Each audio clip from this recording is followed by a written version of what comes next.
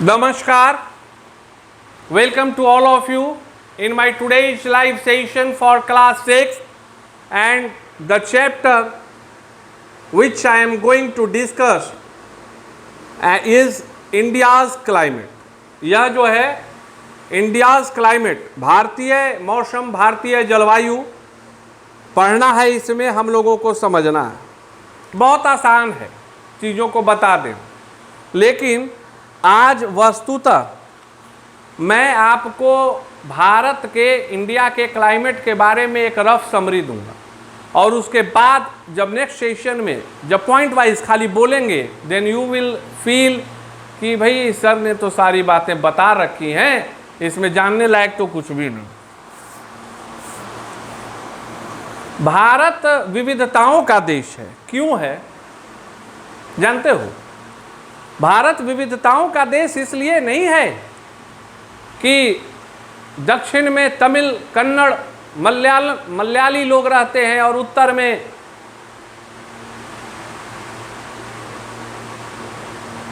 ब्राह्मण, क्षत्रिय, वैश्य इत्यादि रहते हैं।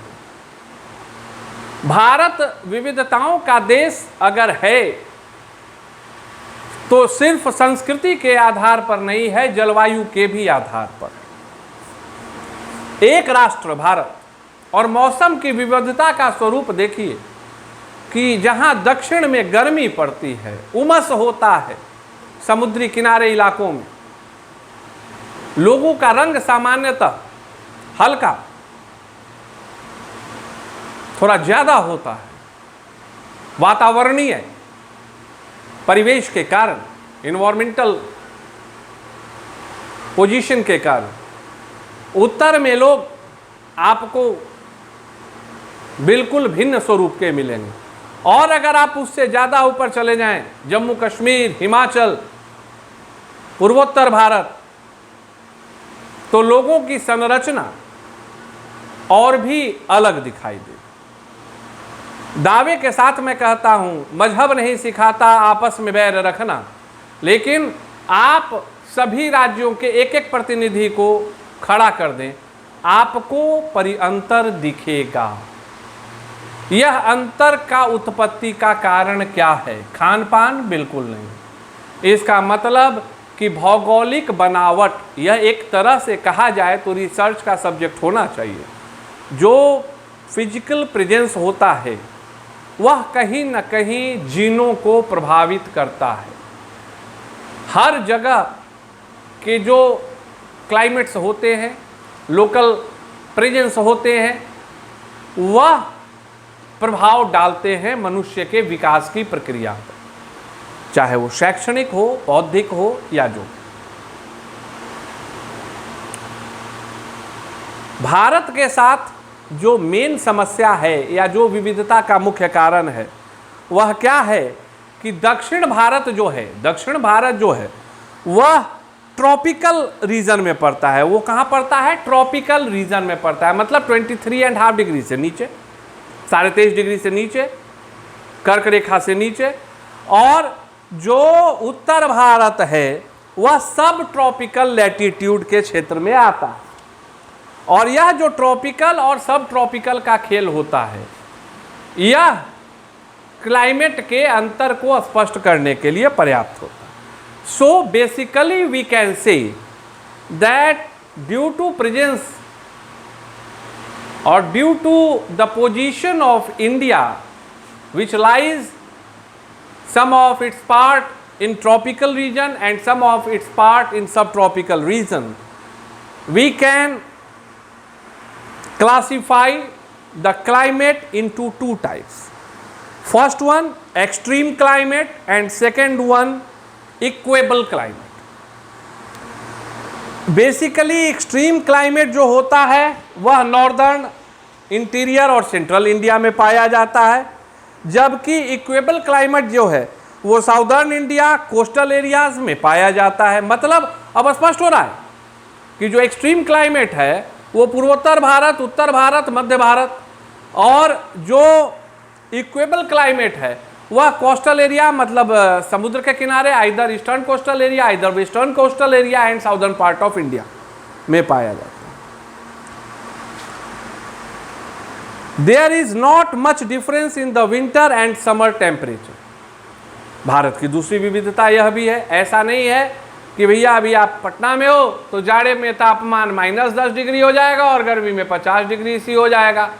एक नॉर्मल वेरिएशन, तापमानों में बहुत ज़्यादा उठापटक नहीं होती। Yesterday one of my friend who was in near by Nainital, Uttarakhand, he told me when I spoke to him, he told me that today is the foggy weather bro। मतलब वहाँ अभी फॉग लग रहा है भाई।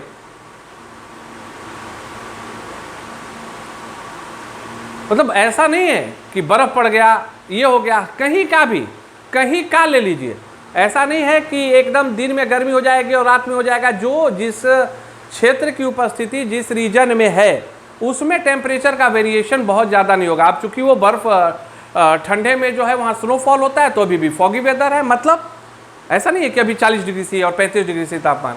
हम लोग ऐसे भी 10 डिग्री सी के आसपास रहते हैं तो कभी कभी 30-35 डिग्री सी के भी आसपास जाने का सौभाग्य प्राप्त होता है। हम लोग उसी जगह के हैं। Besides this, monsoon wind largely affect the climate of India. अभी भैया इसकी तो चर्चा नहीं करनी है, 11 तारीख को मॉनसून आ गया है।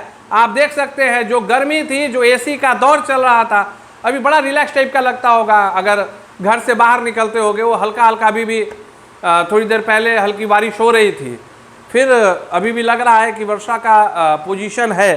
तो सही बात है कि जो मॉनसून है, मॉनसून विंड जो है वह भारत के जलवायु को बहुत हद तक प्रभावित करता है।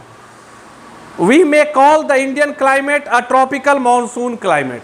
भारत के जलवायु को, क्लाइमेट को ट्रॉपिकल मानसून क्लाइमेट भी कहा जा सकता है, बिकॉज मानसून सेशन और season is very important season for India due to agricultural activity. और फिर वही बात हो भी क्यों नहीं हो, भारत कृषि प्रधान देश है, किसानों का देश।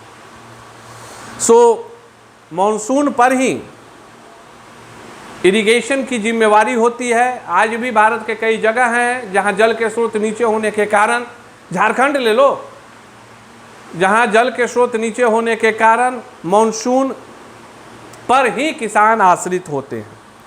और ये बहुत हर्ष का विषय होता है जब जानकारी मिलती है कि हाँ भाई मानसून भारत में प्रवेश कर रहा है।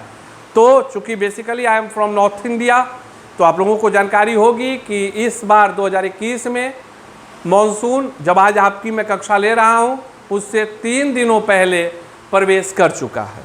नाउ द अनदर फैक्ट और the another important thing what we have to discuss is factors affecting the climate of India, in which we will discuss latitude, altitude, surrounding seas, direction of mountains, prevailing winds।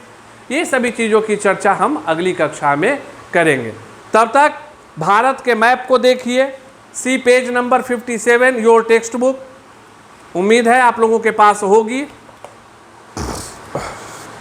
और उसमें आप देखिए कि भाई भारत का कौन हिस्सा किस जोन में आता है। You can easily see by this. Thank you, have a great.